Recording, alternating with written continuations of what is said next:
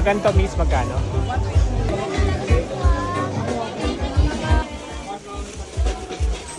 Guys, kung naghahanap ka kung saan pinaka-best mamili dito sa Maynila, ngayong darating na Pasko at bagong taon, aba syempre, huwag ninyong aalisin sa listahan ninyo ang Divisoria.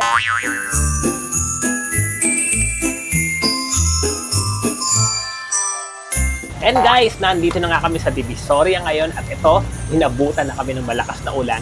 Nandito kami ngayon sa tapat mismo ng 999 Shopping Mall dito sa Divisoria.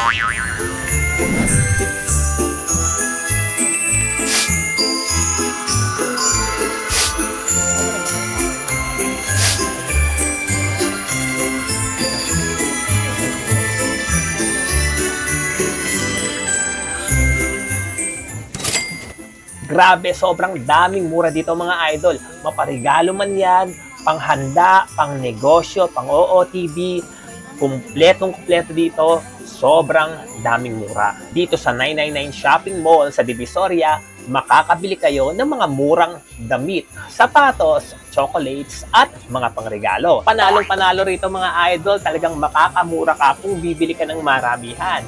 Pangregalo mo man, or pang negosyo. At huwag ka, karamihan ng mga nakita kong mga items rito ay napapanood ko lang sa TikTok. Aba naman, dito lang yata namimili ang ibang mga sellers at ibinebenta online. At kung hanap niyo naman ay mga murang gadgets, huwag ninyong palalagpasin ang bodega ni Nina. Dito, makakakita kayo ng mga murang cellphones, laptops, speaker, at iba pang mga electronics na perfect pang regalo ngayong Pasko at bagong taon.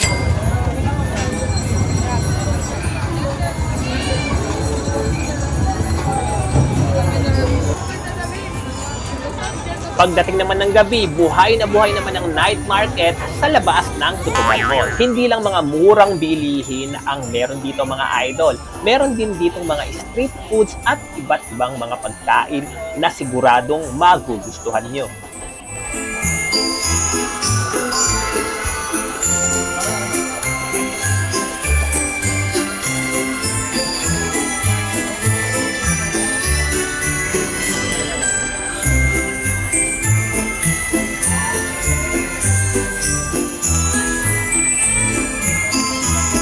At para naman sa may mga kasamang bata, good news dahil may mga palaruan din dito tulad ng mini roller coaster, Ferris wheel at marami pang mga rides na tiyak ma-e-enjoy ng mga bata.